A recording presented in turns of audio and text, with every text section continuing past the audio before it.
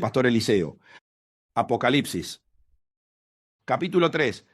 Clase 53. El mensaje a Sardis. Más de 600 años antes de que se escribiera esta carta, Sardis había sido la capital del reino de Lidia y una de las mayores ciudades del mundo antiguo. Su estratégica ubicación la había convertido además en una ciudad comercial muy activa. A esto se le debe añadir las enormes cantidades de oro que se extraían del cercano río Pactolos. Su riqueza era proverbial y desde los tiempos de Creso, su gobernante más famoso, se acuñó la frase tan rico como Creso. Sin embargo, cuando se escribió el Apocalipsis, de aquella gloria solo quedaba el recuerdo, ya que la ciudad se encontraba estancada y en decadencia. El contraste entre lo que había sido y lo que era no podía ser mayor. Parece que la facilidad con la que Sardis podía enriquecerse era la razón de su debilidad. Otro detalle interesante es que la ciudad estaba edificada sobre una colina tan empinada que sus defensas parecían inexpugnables. Sin embargo, fue capturada por Ciro el persa en el 549 a.C. y por Antíoco en el 218 a.C.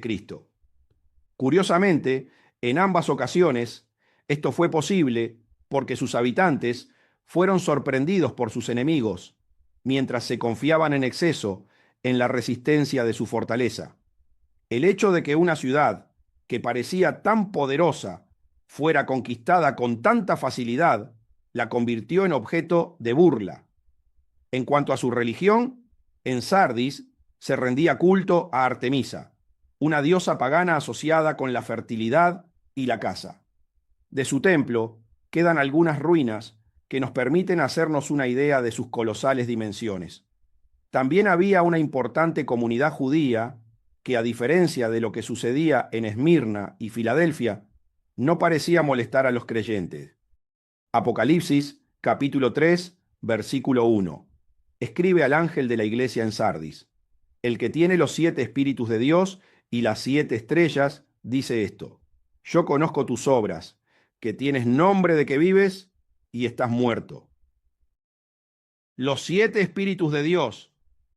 El Señor le dictará ahora al apóstol Juan el mensaje que tiene que enviarle a la iglesia de Sardis, un mensaje muy llamativo y temible debido a la situación de esta congregación. El Señor Jesús se presenta ante ella y le recuerda su poder creativo, ya que posee los 7 espíritus de Dios. El número 7 simboliza la perfección y plenitud espiritual del Creador, que tiene el dominio total, sobre todo, tanto de lo bueno como de lo malo. Es importante destacar que la palabra espíritu está con la E minúscula. Cuando el Señor mismo se representa con la palabra espíritu, lo hace con la E mayúscula. En consecuencia, el hecho de que la palabra espíritu esté con la E minúscula hace referencia a los espíritus que están dentro de los humanos, al soplo que introdujo en Adán para que tuviera vida. Con la expresión los 7 espíritus de Dios se quiere dar a entender que todos los seres humanos le pertenecen y que si quieren mantener un espíritu vivo y ferviente, deben buscar la conexión con su reino a través de Jesús, el Hijo de Dios. Los 7 espíritus representan a todos los seres humanos, en los que Dios se diversificó para disfrutar de toda su creación a través de ellos. El que tiene las 7 estrellas. También le declara y le confirma que tiene las 7 estrellas, que simbolizan a los pastores de las 7 iglesias, haciendo referencia nuevamente al número 7, que simboliza la perfección o la plenitud de todos los pastores de todas las congregaciones, que cuentan con la misma palabra y el mismo poder espiritual. La dura presentación con la que se identifica se debe a la condición espiritual de la iglesia de Sardis, ya que le dice: yo conozco tus obras, que tienes nombre de que vives y estás muerto. En cuanto a la iglesia de Sardis, es de notar que, a diferencia de otras, El Señor no comienza diciendo nada bueno de ella. De hecho, pasa directamente a pronunciar la condena más severa de estas cartas. La expresión inicial describe los infinitos recursos espirituales del Señor Jesús para llevar adelante su reino. Precisamente lo que necesitaba esta iglesia para volver a la vida. De lo contrario, sería rechazada rotundamente por Dios. Este inicio de redacción debe hacer entender a la iglesia o a los creyentes que nadie puede llevar una vida espiritual por sus propios medios. Dios, como único creador del universo, la convierte en total dependencia de su presencia y dirección. Tienes nombre de que vives y estás muerto. Es tremendo que Jesús, el dador de la vida, le tenga que decir a un líder de una iglesia que tiene nombre de estar vivo, pero que está muerto. Esto significa que sus obras son totalmente desagradables ante Dios, que ha ignorado por completo sus enseñanzas y que no se mueve en la voluntad del Padre Celestial. El nombre de iglesia es una pantalla para engañar a las personas que llegan a ese lugar creyendo que se van a encontrar con el Hijo de Dios y su reino, y sin embargo lo único que van a poder conocer es cómo el diablo engaña a quienes no buscan al Señor Jesús con un corazón sincero. Quizás era una iglesia que gozaba de buena reputación en la sociedad y, por ese motivo, el ángel que la dirigía y sus miembros se consideraban grandes instrumentos del Señor. Pero a Dios no le importa en absoluto la reputación. La finalidad de la iglesia no es agradar a los hombres, sino a Dios, especialmente cuando su función está enfocada en salvar almas y liberarlas del reino de las tinieblas. Qué terrible condición la de la iglesia de Sardis. Considerarse con vida cuando el Señor Jesús le dice, estás muerta. La iglesia de los cristianos falsos. La iglesia de Sardis tenía una gran afluencia de lo que se conoce como cristianos falsos. Y es triste tener que decirlo, pero cada vez es más común encontrarse en las iglesias con evangélicos falsos, que no dan prioridad a Jesús en sus vidas y sin embargo consideran que están en el camino hacia el cielo. Otro ejemplo de este cristianismo falso lo encontramos en la Iglesia Católica y más tarde en la Iglesia Luterana, que con el tiempo degeneraron en un mero formalismo carente de auténtica vida espiritual. En muchas de estas congregaciones, la asistencia a los servicios religiosos se reduce a una cuestión social: bailes, obras de teatro, bautizos, bodas, funerales y fiestas locales. Lucas, capítulo 6, versículo 26. Ay de vosotros, cuando todos los hombres hablen bien de vosotros, porque así hacían sus padres con los falsos profetas. Quizá por esta razón, la iglesia de Sardis, a diferencia de otras de la zona, no había sufrido persecuciones como las de Esmirna o Pérgamo. Sardis es el ejemplo perfecto de un cristianismo inofensivo. Se habían acomodado al mundo y no tenían que pagar ningún precio por su fe en Jesucristo. ¿Por qué Satanás se iba a molestar en perseguir a una iglesia muerta? Sin embargo, una iglesia viva que predica la palabra del Señor siempre estará bajo los ataques del enemigo. Apocalipsis, capítulo 3, versículo 2. Sé vigilante y afirma las otras cosas que están para morir, porque no he hallado tus obras perfectas delante de Dios. Sé vigilante. El Señor le exhorta a estar vigilante y a evaluar su comportamiento según los resultados espirituales. Al enemigo no le incomoda para nada una iglesia que no cumple los requisitos básicos para tener un crecimiento espiritual constante y en la que no se manifiesta la presencia viva del Señor. Estar vigilante significa meditar constantemente en la palabra de Dios y comprometerse diariamente con la oración individual y grupal. A esto hay que agregarle el trabajo de la predicación, respaldada por las señales que manifiestan la presencia del Señor Jesús en la congregación, con sus respectivas sanidades y liberaciones de demonios. Ser una iglesia vigilante implica enseñar a los miembros las enseñanzas esenciales para controlar estrictamente su corazón y asegurarse la salvación, así como prepararlos para los acontecimientos futuros. En consecuencia, el Señor permitió que Juan fuera trasladado al cielo para que escuchara, viera y escribiera los acontecimientos del fin, y así evitar que el enemigo los confunda a los creyentes con sus engaños y los sorprenda como a ladrón. La falta de alerta espiritual puede resultar muy costosa. El apóstol Pedro exhortaba a los creyentes en este sentido con las siguientes palabras. Primera de Pedro, capítulo 5, versículo 8. Sed sobrios y velad, porque vuestro adversario el diablo, como león rugiente, anda alrededor buscando a quien devorar. El enemigo no descansa. El enemigo no descansa. Está constantemente esperando un descuido en el control del corazón del creyente para poder ingresar con un mal pensamiento, sembrar una raíz de amargura, poner temor o desánimo. Ataca permanentemente por diferentes medios los sentidos de los hijos de Dios, especialmente intentando entrar con una disputa entre hermanos o con el prójimo que les provoque ira, odio y rencor, y les distorsione la armonía con el Creador. También lo hace a través de los medios de comunicación, Internet, las redes sociales, la inteligencia artificial, las situaciones económicas y los problemas climáticos. Nunca antes en la historia de la Iglesia el diablo había tenido tantos recursos para atacar a los creyentes como en la actualidad, con la intención de violar el sistema de vigilancia espiritual y devorarlos. Afirma las otras cosas que están para morir.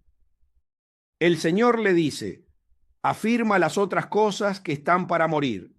Con esta expresión, el Señor Jesús le da sin todos a entender que no todo estaba completamente perdido. Aún había cosas que estaban para morir. Pero si las ascuas no eran pronto avivadas para que surgiera nuevamente la llama, muchas terminarían por apagarse. A pesar de la grave situación en Sardis, había algunos auténticos creyentes, pero incluso estos corrían el peligro de deprimirse por completo en medio de ese ambiente asfixiante. La clave para discernir cuáles son esas cosas que están para morir se encuentra en las palabras que el Señor les sigue diciendo. Porque no he hallado tus obras perfectas delante de Dios.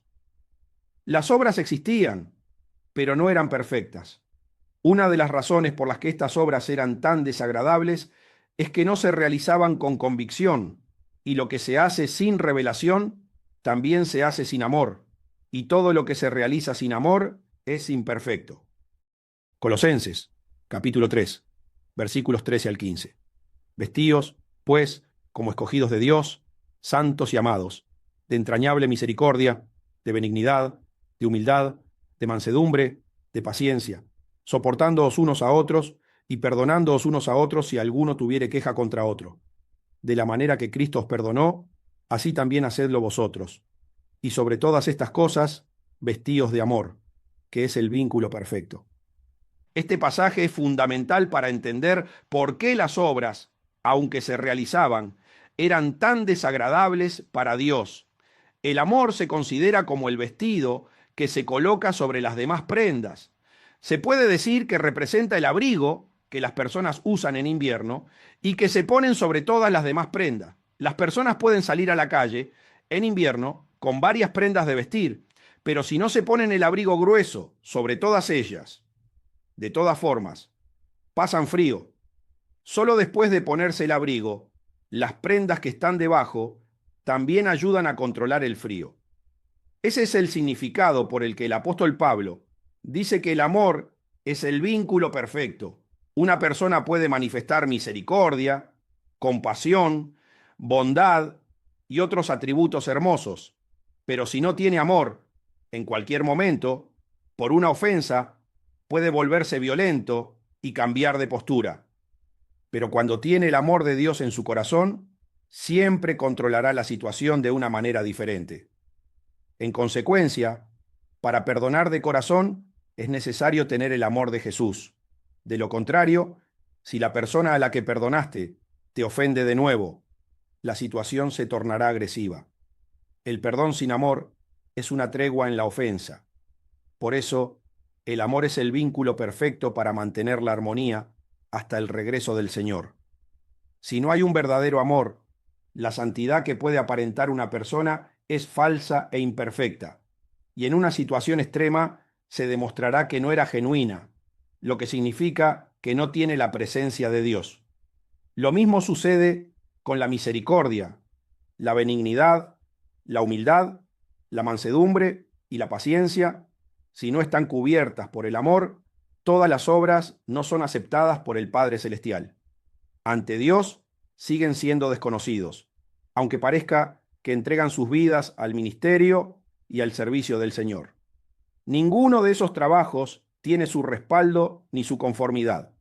Quienes trabajan sin el amor que proviene del corazón de Dios, lo hacen con un corazón rencoroso, lleno de quejas y falta de perdón. Pueden cumplir las funciones de la iglesia para aparentar una falsa espiritualidad, pero a veces ni siquiera se soportan entre ellos. El peor engaño dentro de la iglesia de Sardis es hacer obras carentes del amor de Dios, y lo más triste es que el ángel que los lidera está en la misma condición que la mayoría de los miembros. Solo había un pequeño grupo que marcaba la diferencia. El amor es la cobertura que impregna todo con la presencia de Jesús, y la principal causa por la que los creyentes no logran manifestarlo es la falta de meditación para adquirir la personalidad del Hijo de Dios. Mateo, capítulo 6, versículos 14 y 15. Porque si perdonáis a los hombres sus ofensas, os perdonará también a vosotros vuestro Padre Celestial. Mas si no perdonáis a los hombres sus ofensas, tampoco vuestro Padre os perdonará vuestras ofensas. Prioridades equivocadas. Es increíble, pero lo que más prioridad debería tener para un líder de una congregación es a veces en lo que menos se enfoca para predicar, y por eso, en ocasiones, pasan años trabajando duro en las iglesias para el Señor, pero no se ven los resultados de su gloria.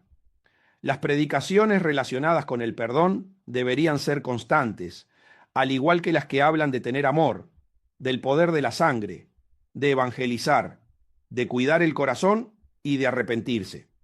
Son básicas para mantener la comunión espiritual con el Señor Jesús. Pero la predicación del perdón debería tener prioridad, porque quien no perdona no es perdonado por el Padre Celestial, y todo lo que hace en su presencia es desagradable e imperfecto, ya que donde no hay perdón, tampoco hay amor verdadero. ¿Cuáles son las otras cosas que están para morir? A pesar de que el comportamiento es deplorable, Jesús todavía los considera su iglesia y eso los hace partícipes de sus beneficios. Él sigue teniendo el dominio absoluto de los 7 espíritus de Dios y puede ayudarles a superar la situación como lo hace en las otras congregaciones donde tiene el control sobre las 7 estrellas. Es muy probable que muchas veces el Señor haya inspirado al pastor de la congregación para que hablara de estos temas, pero lo hizo por compromiso pastoral y no por convicción personal. Es normal que en las congregaciones los pastores prediquen sobre temas que están en las Escrituras y que saben que son fundamentales para la vida cristiana.